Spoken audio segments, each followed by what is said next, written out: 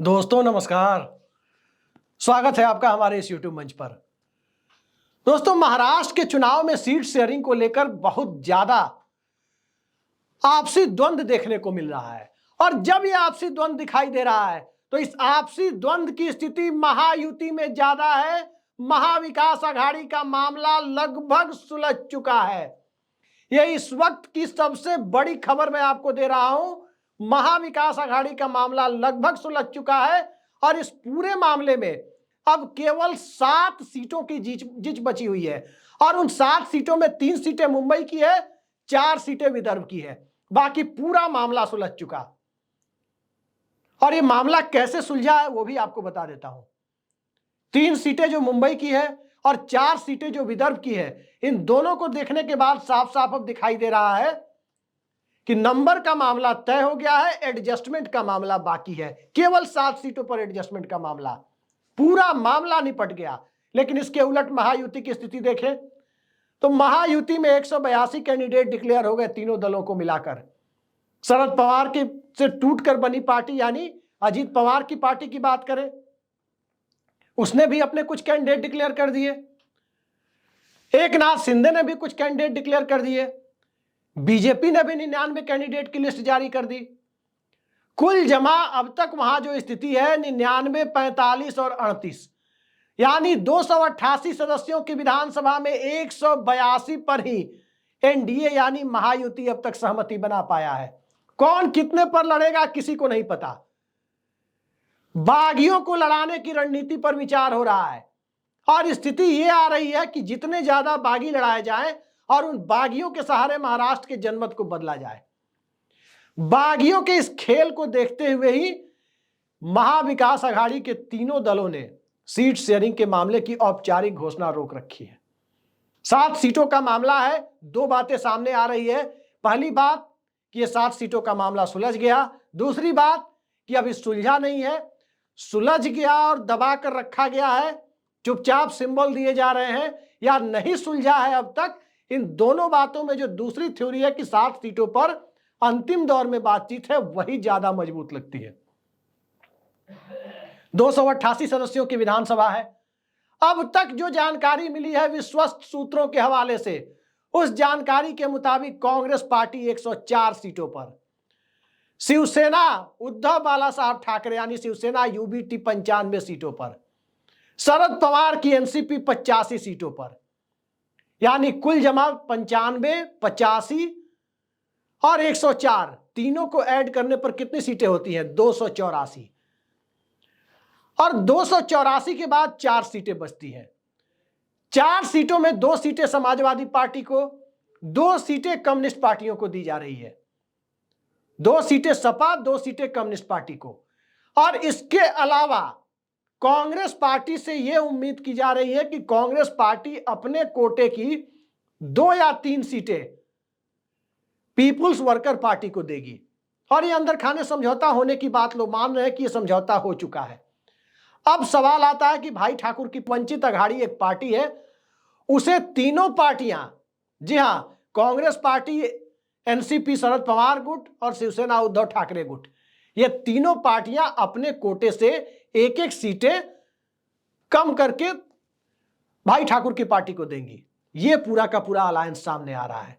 यानी PWP, peasants and workers party को भी सीटें दी जाएंगी, 2 सीटें, ज्यादा संभावना है कांग्रेस के कोटे से दी जाएगी। समाजवादी पार्टी और लेफ्ट के लिए 4 सीटें पहले ही छोड़ी जा चुकी, 2 सपा, 1 सीपीआई, 1 सीपीएम। और वंचित अघाड़ी के लिए 3 सीटें, तीनों अपने अपने कोटे से 1 सीट। यह फॉर्मूला महाराष्ट्र का फॉर्मूला है।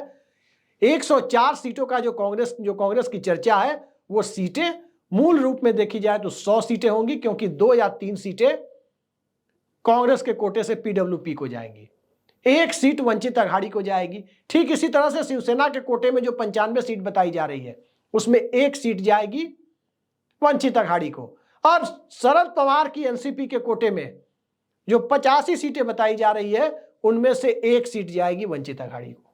यही पूरा का पूरा अलायंस है वहां पर। और इस अलायंस की घोषणा को औपचारिक रूप से क्यों रोका जा रहा है? मकसद क्या है? सीटों का मामला तो अंदर खाने लगभग सेटल हो चुका, लेकिन घोषणा से इनकार इसीलिए अभी तक किया जा रहा है। अभी तक इस मामले में झोल बना करके रखने की कोशिश की जा रही है, जिसके पीछे सबसे बड़ा मकसद है कि नामांकन की तारीख निकल जाए, औपचारिक सिंबल जिन्हें दिया गया है वो अपना जाके नामांकन कर दें, और बागियों के मामले को जहां तक हो सके बागी इस मुगालते में रहें कि सिंबल उन्हें मिल सकता है। महाराष्ट्र एक ऐसा राज्य है जो 200-300 किलोमीटर में फैला हुआ नहीं है, कि राजधानी से कोई इलाका 300 किलोमीटर से ज्यादा दूर नहीं है। ऐसी स्थिति महाराष्ट्र की नहीं है। महाराष्ट्र एक बड़ा राज्य है, वो बिहार नहीं है, वो झारखंड नहीं है, जहां 5-6 घंटे में कोई भी सिंबल लेकर कहीं पहुंच जाए। महाराष्ट्र की में पूरब से पश्चिम की दूरी तकरीबन 800-900 किलोमीटर है।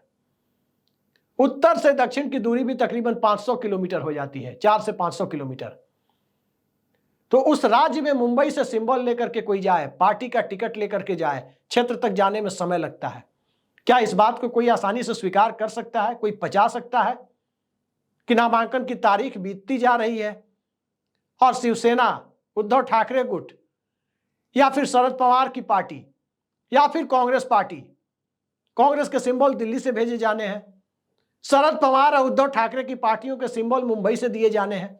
तो क्या इस बात पर कोई भरोसा कर सकता है कि इन लोगों ने अपने कैंडिडेट को सिंबल नहीं दिया है? दरअसल सबने अपने लगभग सभी कैंडिडेट को, 7 सीटों को छोड़कर लगभग सभी कैंडिडेट को सिंबल दे दिया है। आखिरी दिन तक सबके नॉमिनेशन भी सामने आ जाएंगे। और आज जो बात संजय राउत कह रहे थे कि सोमवार के दिन तक, 28 तारीख तक औपचारिक ऐलान कर दिया जाएगा, उसके पीछे स्ट्रेटजी क्या है? स्ट्रेटजी यही है कि औपचारिक कैंडिडेट का नाम देखने के बाद, उम्मीदवारों की सूची देखने के बाद, जो चुनाव लड़ने के लिए हसरत पाले हुए लोग हैं, जो हसरत पाले हुए लोग हैं कि उन्हें ही सिंबल मिले, उन्हें ही टिकट मिले, उनके पास ज्यादा वक्त ना बचे कि वो दूसरी पार्टी या निर्दलीय के रूप में सिंबल का जुगाड़ कर अपने यहां के रिटर्निंग ऑफिसर के पास जाकर नामांकन पत्र दाखिल कर सके। ये पूरी कवायद और ये मास्टर स्ट्रेटजी दूसरे राज्यों के उदाहरण को देखते हुए महाविकास आघाड़ी ने अपनाई है। वहीं दूसरी तरफ महायुति की स्ट्रेटजी क्या है? कल ही मैंने आपको बताया था कि वोटों के मामले में, गणित और केमिस्ट्री के मामले में, मैथमेटिक्स और रसायन शास्त्र को यदि आप देखें, उस मामले में महाविकास आघाड़ी के सामने कहीं नहीं टिक रही है महायुति। महाविकास आघाड़ी बहुत आगे है, और जो गठबंधन बहुत आगे है उसे हराने के लिए फील्डिंग भी सजाई जाती है। कई राज्यों में आपने देखा किसी पार्टी की बी टीम, सी टीम, डी टीम, तमाम को आपने देखा लड़ते हुए। कोई हैदराबाद की पार्टी चली जाती है, कोई उत्तर प्रदेश की पार्टी चली जाती है, कोई कहीं और की पार्टी चली जाती है, और फिर जाकर के वो वहां चुनाव लड़ती है। चुनाव खत्म होता है, उसके बाद एनालिसिस शुरू होता है कि अमुक पार्टी ने इतने वोट काट लिए जिस वजह से अमुक गठबंधन की हार हो गई। इन सब से निपटने के लिए एक मास्टर स्ट्रेटजी दरअसल शरद पवार के घर पर बनी है। यह शरद पवार के यहां बनी हुई स्ट्रेटजी है कि नामांकन दाखिल करने की तारीख के आखिरी दिन तक यदि संभव हो तो सीट बंटवारे के मामले को औपचारिक घोषणा के लिए टाल कर रखा जाए, और जिनको सिंबल देना हो उन्हें चुपचाप सिंबल देकर क्षेत्र में भेज दिया जाए, ताकि वो अपने उपयुक्त समय के हिसाब से नामांकन दाखिल कर सके, और फिर बागियों की संख्या को जितना कम हो सकता है उतना कम किया जाए। इस स्ट्रेटजी को लेकर के कहीं ना कहीं कंफ्यूजन की स्थिति एनडीए यानी महायुति में भी है।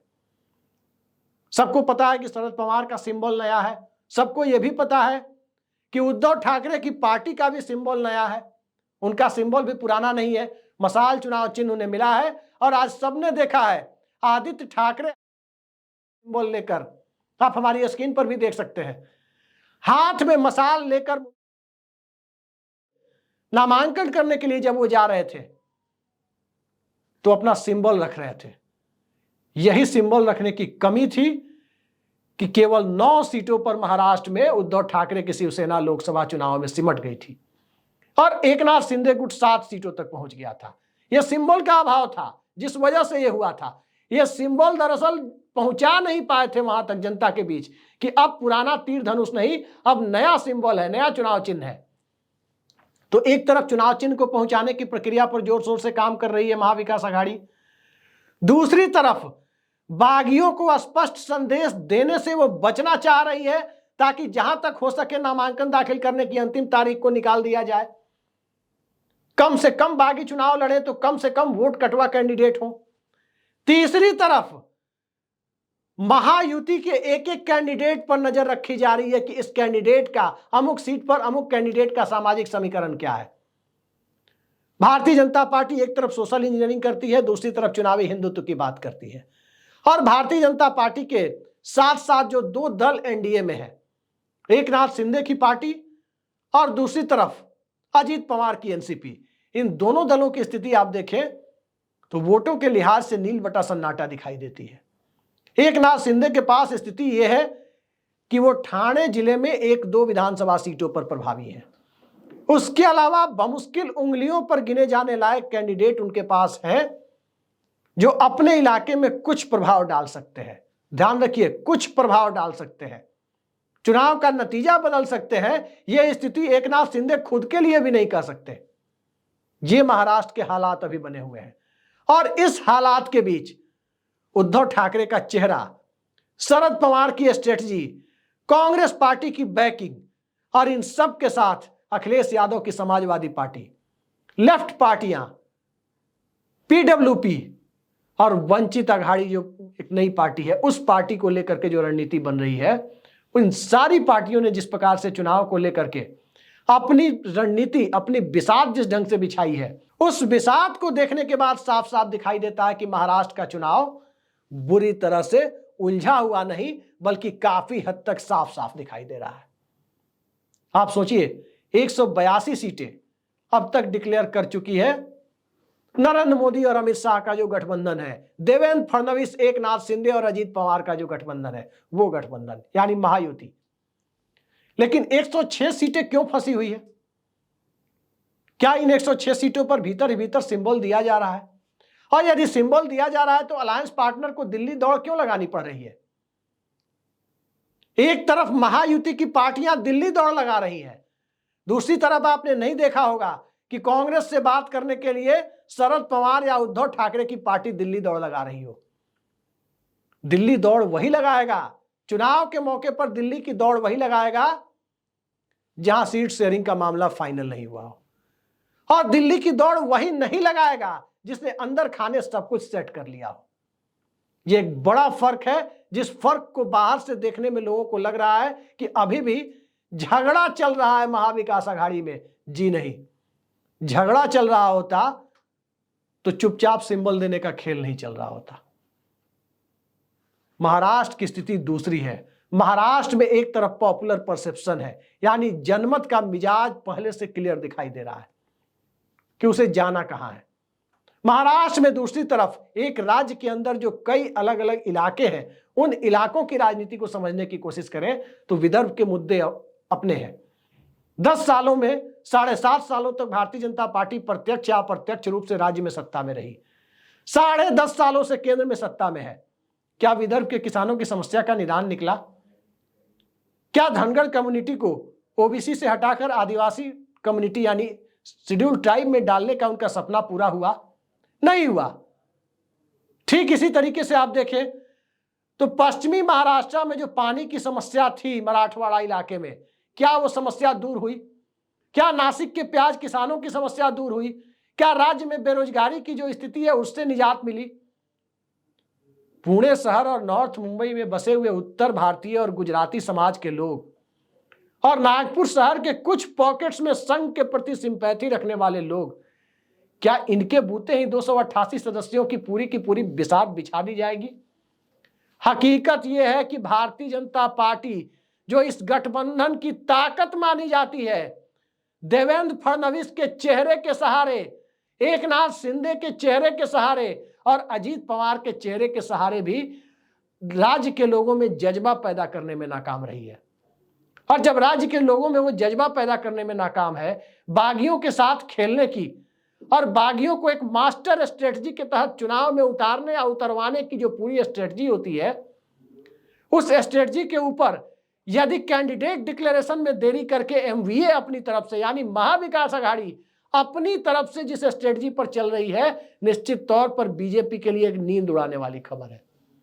बागियों को खुद ही नहीं पता है कि कौन बागी है कौन असली है, क्योंकि असली कैंडिडेट तो चुपचाप सिंबल लेके बैठ गया। नामांकन करने जिस दिन जाता है पता चलता है कि नामांकन करने जा रहा है। अब बागी करे तो क्या करे? गढ़चिरौली का कैंडिडेट कोई उसी समय मुंबई भागे, क्या हुआ? फिर वापस लौट करके जाए, पता चला नामांकन की प्रक्रिया में 1 घंटे बचे हुए हैं। फिर वो एनआर फॉर्म खरीदे, फिर वो नॉमिनेशन करे। ये स्थिति महाराष्ट्र में बनी हुई है और इस पूरे कंफ्यूजन का सीधा फायदा उठाने की दिशा में स्ट्रेटेजिक तरीके से, रणनीतिक तरीके से अपने सीट शेयरिंग के मामले को बाहर से उलझा हुआ दिखाने की जो कोशिश है वो करता हुआ महाविकास आघाड़ी दिखाई दे रहा है। अन्यथा आप सोच सकते हैं बातचीत कांग्रेस से फंसी हुई है। शरद पवार की पार्टी और उद्धव ठाकरे की पार्टी में सीटों की बातचीत नहीं फंसी है। जो दिखाया जा रहा है कि कांग्रेस से फंसी है, तो कायदे से तो शिवसेना के लोगों को, उद्धव ठाकरे की पार्टी के लोगों को बातचीत करने के लिए, कांग्रेस से बात करने के लिए दिल्ली आना चाहिए था। कोई आता हुआ दिखा है? अगर बातचीत फंसी होती तो जरूर दिल्ली आते, लेकिन इसके ठीक उलट दिल्ली की दौड़ जारी है एनडीए यानी महायुति के गठबंधन में।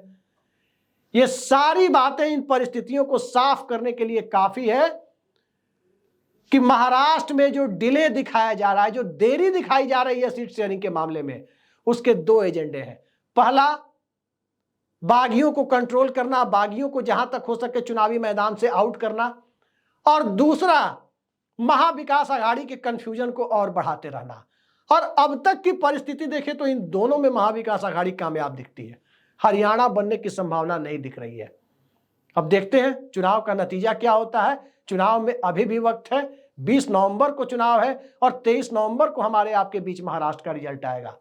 महाराष्ट्र के रिजल्ट से सिर्फ महाराष्ट्र ही नहीं, माया नगरी मुंबई ही नहीं, बल्कि महाराष्ट्र के रिजल्ट से इस देश में वैकल्पिक सरकार राष्ट्रीय स्तर पर बनेगी या नरेंद्र मोदी की सरकार चलती रहेगी, इस मामले में भी बहुत कुछ तय होना है।